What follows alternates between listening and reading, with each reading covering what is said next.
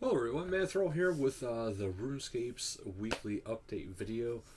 This is the one I know I've been waiting for. I'm sure a lot of you have been waiting for too. It's the new luck items in the luck rework, and it's finally here. Okay, so I'm gonna go over everything doing with this update. I don't have to log in to really show you guys the information for it. I can't make the new one, the new ring yet, because I don't have 107 invention. So whenever I do find out, I will let you guys know down in the description below about what it takes to actually make it. Matter of fact, I probably actually will log in just to see how it goes. See if I can find out at least what gets put into it. It's a hidden stat that affects your chances of benefiting from rare drops from Slayer, unique drops from bosses, clue-specific rewards from clue scrolls, favorable skilling procs. It's a C below, and accessing the rare drop table, which is now granting an additional drop, not a replacement drop. Before, if you got a lucky drop, it was, you got that drop and then that was it. But now there's also 4 tiers, and it says tiers 1 through 3 affect content specific stuff, and then the 4th tier affects everything, which is the best one, of course. So tier 1, that's going to be your very low level ring, but it does affect level 1 through 50 Slayer monsters, so that's actually not too bad. Easy clues, it affects KBD, the King Black Dragon, and the Giant Mole, and it has an increased chance to access the rare drop table. And level 51 through 80 Slayer monsters is for tier 2. For tier 2, you also get for skilling, which is mining gems, jeweled statuettes, and tradable scepter from Pyramid Plunder, opening shade chests, and flash powder factory rubble searching. Medium clues, bosses that are affected is the Chaos Elemental, Calfight Queen, Exiled Calfight Queen, God Wars Dungeon 1, which is without Nex, Bars, and Dagonoth Kings. So that's actually a pretty good one for bossing. And it also has an increased chance to access the rare drop table to receive better loot from it. And tier 3 is 81 through 99 Slayer monsters. High level skilling, rare drops from the Elf City pickpocketing, increased chance of Black Ibis outfit, improved loot from Kingly Implinks, improved chance of Scepter of the Gods. It also helps with your hard clues. The bosses are the Queen Black Dragon, Nex, God Wars Dungeon 2, but not Telos, Calfight King, and Corporal Beast, and has even further chance to access the rare drop table and to receive better loot from it. Tier 4 is all Slayer monsters, all skilling, elite clues, and lower. Bosses is Nex, Angel of Death, Telos, Raids, Rise of the Six, Virago, Araxor / Araxi, and all other bosses. So basically just all bosses. And this has a further increased chance of the rare drop table to receive a better loot from it and to receive certain unique drops. Okay, now to go over the stats and the different effects, how you make them, etc., etc. The first one, this is a tier 1 ring. So this is your King Black Dragon Easy Clue Scrolls 1 through 50, which is the Ring of Luck. And its stats are level 15 ring stats. Now, before, these Ring of Wealth type things, they didn't have combat stats, but these do. This is going to be a level 15 ring stat, which is a +3 to all stats, no armor bonus though. It has tier 1 luck enhancement. To craft it, you have to have 11 crafting and 7 magic. And the required materials are silver bar, cut lapis lazuli, ring mold, water rune, cosmic rune. So that's not too bad. And it says other info. Note that while this item is only craftable by members, it can be bought and used by free to play. I think that is probably the biggest news for the free to play. the free-to-play players will now be able to use the Ring of Wealth to actually, well, a luck-enhancing ring. I can't say Ring of Wealth anymore. But yeah, free-to-play, you can benefit from this then. The second tier is the Ring of Wealth, the one we're familiar with. It's a level 40 ring stats, plus 10 to all styles. No armor, though. This is the tier 2 ring. And to craft it, you need 55 crafting, 68 magic, no difference there. You need a gold bar, cut dragonstone, ring mold, 15 water, 15 earth, and a cosmic. This is other info. The existing Ring of Wealth with new stats and its Lux effects updated to the new tier 2 set. Ring of Fortune. Okay, the stats are level 50 ring stats, plus 13 to all stats, no armor. Tier 3, which is your hard clue scrolls. This is getting into your bigger bosses. To craft, it's 72 crafting and 87 magic. And it takes a gold bar, cut onyx, ring mold, 20 earth, 20 fire, and a cosmic rune. This takes place of the Ring of Stone in the crafting skill. The existing Ring of Stone is unchanged, but is now a drop from Tizahar and Tokar. So you can no longer actually craft the Ring of Stone, you actually have to get it as a drop. The requirement to cut onyx and make an onyx ring is now 72 crafting, down from I think it's like 78. So that's actually pretty good news for you guys out there. And the very last one is the Luck of the Dwarves ring. It has level 60 ring stats, plus 17 to all styles. No armor. And this is the one, the tier 4, this is the one that can do everything of all the above, plus everything else that is left. Takes 91 crafting to make it, 87 magic, and 107 invention. That's the big requirement there. But it takes a gold bar, a cut alchemical onyx, 20 earth, 20 fire, and 1 cosmic.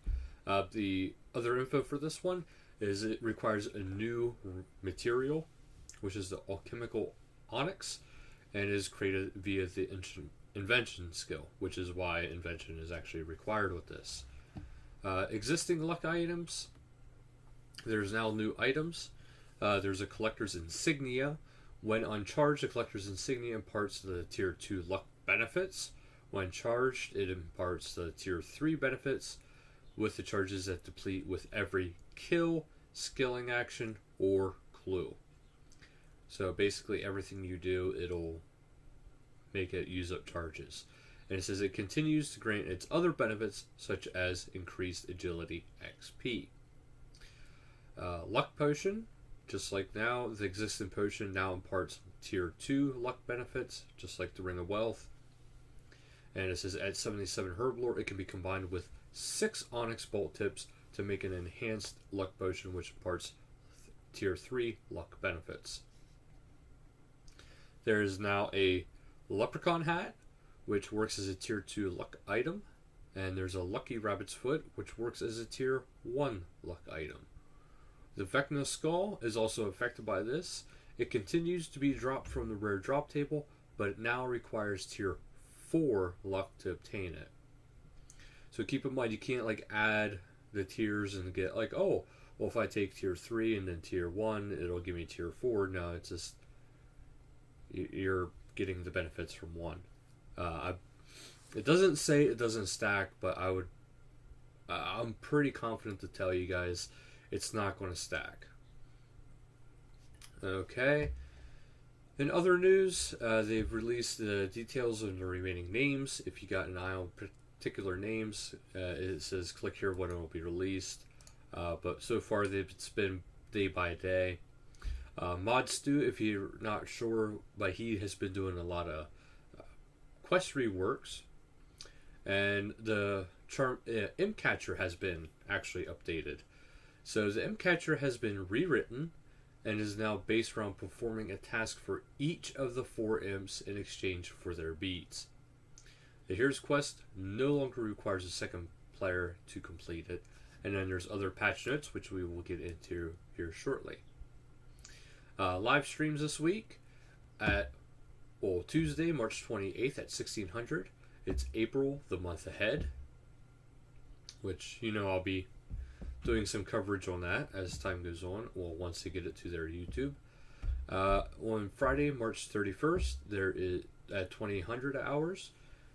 Is community time with Mod Shawnee. And Sunday, April 2nd at 1800, it is PVM with Mod Lee. Now I will be going into the future name releases. Okay, so the ones that are left is IJKLMNOPQ, blah blah blah blah blah.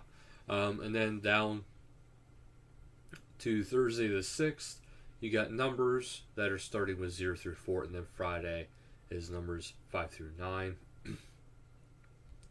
Most of the rest of the month, there is, rest of the month and a little bit of April, there is about, on average, I'd say 2 letters per day. IJ for Thursday, KL for Friday, M is the 27th, and O, which is the 28th, PQ the 29th, R the 30th, S the 31st, T the 3rd, UVW is the 4th, XYZ is the 5th, and then 0 through 4 is the 6th, and 5 through 9 is the 7th. So if there is a name release, if you have a name in mind, go ahead and try to keep that in mind. But for now, we are going to be going on to the patch notes, which is about okay. Okay, so there's not, there's a decent amount, but there's not a whole lot for this one. Okay, but graphical fixes. Some environmental issues surrounding the island, the faraway place where things are kept, have been fixed. Skills, D&D's and minigames. Players no longer receive extra extenders when world hopping. It is no longer possible to gain more than 10 supplies worth of XP per day from handing in JOB supplies. Handing in any more than 10 supplies will not give XP, and the extra objects will be removed. The temple trekking tasks from the Mauritania task set now require the NPC to be taken only on routes that match their difficulty, which I find rather disappointing. I like taking all of them on the hard. Achieving maximum points 100 in the Gothixian catch will no longer bring up confirmation box when attempting to leave early. Stacking junk refiners can now be used to complete invention tech tree tasks, which I know one person already will be happy about that. The augmented Saren Godbow now correctly says disassemble instead of destroy. Quest challenges and achievements. The Garden of Tranquility quest now correctly states Bernard's location as Taverley. Other, Telos Shockwave will no longer hurt you on the transition between phases 3 and 4. Telos's so much power attack will no longer injure you if you get hit by it while transitioning from phase 1 to 2. Sunshine's animation when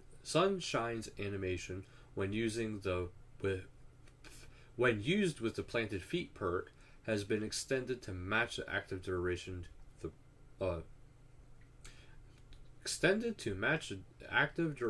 perk. That's worded weird. Deathmatch taunts 6 to 10 can be set up to correctly once again. A warning will display in your chat if it is not filtered. Should you have less than 500 charges left in your blood essence when you activate it. You can no longer alch or drop the demonic skull while in combat. You can now track your current Telos kill streak in the Beast tab. A erroneous post has been removed from Vindicta and Gorvik Learn page found within the Beast tab. The salty title will now be removed whenever if new requirements are added to it. This includes Hanto armor, hence those who have not yet purchased it from the pieces from Bonnie will be unable to activate the title. Certain problems that could be caused by entering Death's office on a bounty hunter world no longer occur. Ninja fixes. The imp catch request now requires 4 unique non-tradable beads discovered during the imp quest instead of the beads dropped by the imps. If you have not completed the imp catcher, talk to Wizard Mizgog for written directions to the sanguine, choleric, melancholic, and phlegmatic imp. So it's going to be a little bit easier to do the imp catcher. You don't have to go and kill 50 million imps just to get the 4 beads, but they will have tasks for you now. The imp catcher quest now gives magic XP reward in the form of XP lamp. Wizard Mizgog Wonder range has been reduced. Dialogue trees on Wizard Mizgog and Wizard Greyzag now loop back to the start of the conversation instead of dropping out. An aggressive mugger near the Earth altar has been removed. The guidance system notification meant to display the first time the player burns food should no longer trigger when the recipe doesn't create a burned food object. Hero's Quest has undergone a suite of quality of life improvements, most notably, while the partner gameplay has been retained, you can now complete the quest on your own. You just need to bring a lockpick. After completing the Hero's Quest, the oily fishing rod can now be reclaimed from Garrett. After completing Hero's Quest, ice gloves can now be reclaimed from the High Priest of Entrana. Gamora and the origins of the Ice Queen are now mentioned in Hero's Quest. After being freed from his cell in Taverley, Velrak, the explorer, now resides at the entrance to the dungeon. Loot beams for the lore book drops that were recently granted bad luck mitigation have been updated in order that they clear more reliably and generally behave like other loot beams. Adamant dragons in the Brimhaven dungeon now have the same chance to drop lore books as the adamant dragons in the ancient cavern. So that is all the information for today. Thank you guys so much for watching. Until next time, later guys.